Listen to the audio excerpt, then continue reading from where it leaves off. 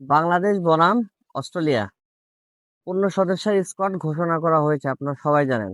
আমি সেই স্কোয়াডে কোন কোন প্লেয়ার সুযোগ পেয়েছে সেই প্লেয়ারদের নামগুলো বলতেছি, আপনারা একটু মন দিয়ে শুনবেন। ওপেনার হিসেবে রাখা হয়েছে 3 জন ক্রিকেটার: তানজিদ হাসান তামিম, সৌম্য সরকার, সাইফ হাসান।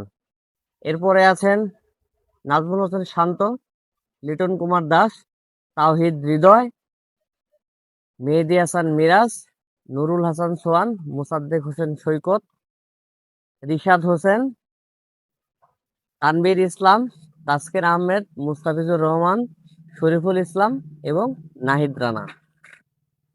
এই 15 সদস্যের স্কোয়াডে নতুন করে দুটা মুখ, মোসাদ্দেক হোসেন সৈকত এবং নুরুল হাসান সোহান। নুরুল হাসান সোহান অবশ্য একটা দুইটা সিরিজ একটু রেস্ট দেওয়া হয়েছিল তাকে, আবার নুরুল হাসান সোহানকে স্কোয়াডে নেওয়া হয়েছে।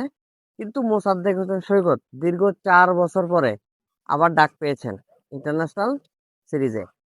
তো মোসাদ্দেক হোসেন সৈকত এবং নুরুল হাসান সোহান আপনারা জানেন দুইজন প্লেয়ার, দুজনেই আসলে ফিনিশিং রোলে খেলে। আপনারা অতীতে হয়তো বা দেখে থাকবেন মোসাদ্দেক হোসেন সৈকত আসলে ফিনিশার এবং কাজী নুরুল হাসান সোহানও কিন্তু ফিনিশার। আমার মনে হয় কাজী নুরুল হাসান সোহানকে নেওয়া হয়েছে মূলত আসলে লিটন দাস, আপনারা জানেন উইকেট কিপার ব্যাটসম্যান। যদি লিটন দাস কখনো ইনজুর্ড হয় তাহলে তো কিপিং করতে হবে। ওই হিসাবে বর্তমান নির্বাচক কমিটির যারা আছেন তারা হয়তো বা সেই চিন্তাটা করে কাজী নুরুল হাসান সোহানকে নিয়েছেন এবং মোসাদ্দেক হোসেন সৈকতকে নেওয়া হয়েছে মূলত আসলে আফিফ হোসেন ধ্রুবর জায়গায়। আপনারা জানেন যে আফিফ হোসেন ধ্রুব দুইটা সিরিজ খেলেছে কিন্তু আহামরি পারফরমেন্স করতে পারেন নাই, যার কারণে আসলে মোসাদ্দেক হোসেন সৈকতকে নেওয়া হয়েছে। এখন দেখা যাক অস্ট্রেলিয়া সিরিজে বাংলাদেশ কেমন খেলে। তো বাংলাদেশ টিমের জন্য রইল শুভকামনা। সবাই ভালো থাকবেন। আল্লাহ হাফেজ।